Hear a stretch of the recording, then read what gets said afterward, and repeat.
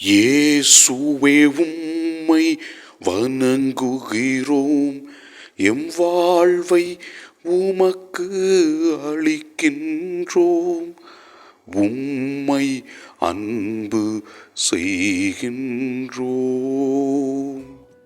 இறைவா, அளவு கடந்த அன்பை கொண்டு எங்களை அன்பு செய்து எங்களுக்கு தேவையான உடல் உள்ள ஆன்மீக நலன்களை நாள்தோறும் கொடுக்கின்றவரே, இரக்கத்தோடு எங்களை வழிநடத்துகின்றவரே, நீர் கொடுக்கின்ற ஆசீர்வாதங்களுக்காகவும் உமது இரக்கச் செயலுக்காகவும் நன்றி சொல்லி உம்மை ஆராதிக்கின்றோம். முதல் வாசகத்திலே நாம் பார்க்கின்றோம் எவ்வாறு இறைவன் இரக்கமுள்ளவராக அன்பு நிறைந்தவராக இஸ்ரவேல் மக்களை வழிநடத்தினார் என்பதை பற்றி தெல்லம் தெளிவாக நமக்கு விளக்குகின்றது. அவர்கள் இறைவனுக்கு ஏற்ற செயல்களை செய்யாவிட்டாலும் அவர்களை மன்னித்து அவர்களை அன்பு செய்து ஆண்டவர் தாமே அன்பின் கடவுள் என்பதை வெளிப்படுத்துகின்றார். நற்செய்தி வாசகத்திலே நாம் பார்க்கிறோம் எவ்வாறு ஆண்டவர் இயேசு கிறிஸ்து தம் சீடர்களை தேர்ந்தெடுத்து அவர்களை நற்செய்தி பரப்ப அனுப்புகின்றார்.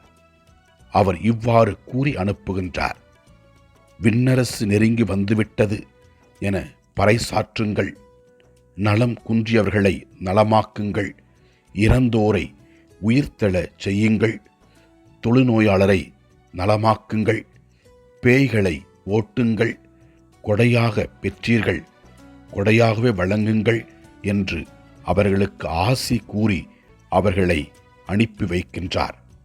அவர்களும் ஆண்டவருக்கு ஏற்ற செயல்களை செய்து அற்புதங்களையும் அதிசயங்களையும் அனுபவிக்கின்றார்கள். ஆண்டவரே, திருமொழிக்கின் வழியாக எங்கள் அனைவரையும் உமது பிள்ளைகளாக உமது சீடர்களாக அழைத்திருக்கின்றீர். நாங்களும் தூய ஆவியின் கொடைகளை பெற்று நற்செய்தி பரப்புகின்ற நபர்களாக, அற்புதங்களை அனுபவித்து அற்புதங்களை செய்கின்ற நபர்களாக, உமது உண்மையான சீடர்களாக அன்பு செய்து வாழவும் இரக்கம் காட்டி வாழவும் அருள்தாரும். ஆண்டவரை நோக்கி நம்முடைய தனிப்பட்ட தேவைகளுக்காக ஜெபிப்போம். நம்பிக்கையோடு கேட்கும் பொழுது அவர் நல்லது செய்வார். எல்லாம் வல்ல இறைவன் தந்தை, மகன், தூய ஆவியார் நம் ஒவ்வொருவரையும் ஆசீர்வதிப்பாராக. இயேசுவுக்கு புகழ். மரியே வாழ்க. ஆமன்.